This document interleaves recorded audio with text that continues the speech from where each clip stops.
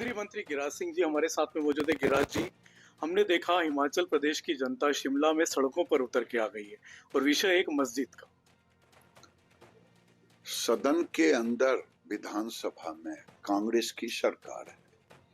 कांग्रेस के मंत्री अनिरुद्ध सिंह, ग्रामीण विकास मंत्री, उन्होंने कहा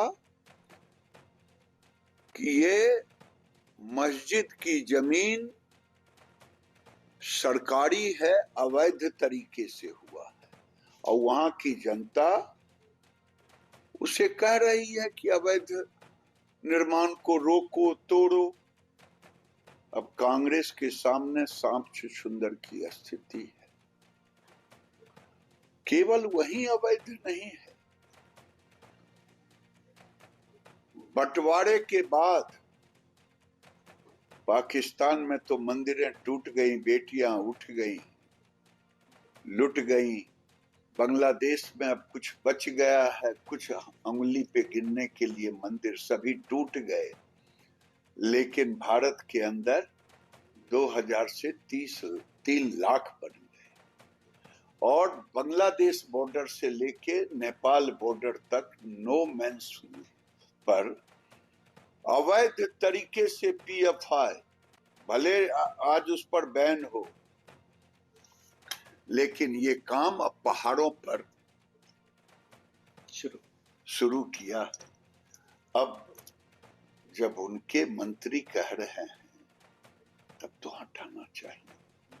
उनके मंत्री ये भी कह रहे हैं कि अब एनआरसी का जरूरत है, यानी यहाँ के लोगों को सिटीजन सर्टिफिकेट देने की जरूरत है, नेशनल रजिस्ट्रेशन सर्टिफिकेट देने की जरूरत है, एनआरसी।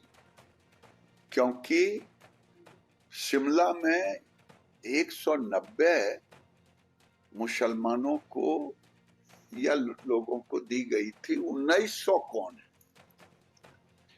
मंत्री ने कहा, मैं जानता हूं बांग्लादेशी भी है, रोहिंग्या भी है, अब पहचान पत्र देने की जरूरत है।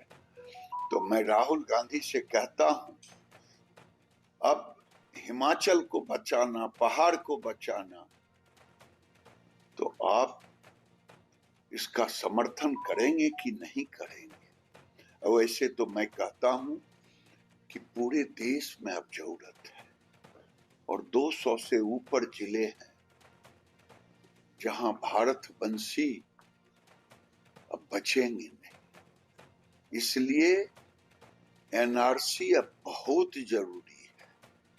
हिमाचल के मंत्री को मैं धन्यवाद देता हूं, उन्होंने इस विषय को उठाया। गिरिराज जी, जिस तरह से हमने देखा हिमाचल में एनआरसी की बात आपने कही है, आपको लगता है कि पूरे देश भर में एनआरसी लागू होना चाहिए? सबसे कड़ा विरोध इसका ममता बनर्जी पश्चिम बंगाल में कर रही है।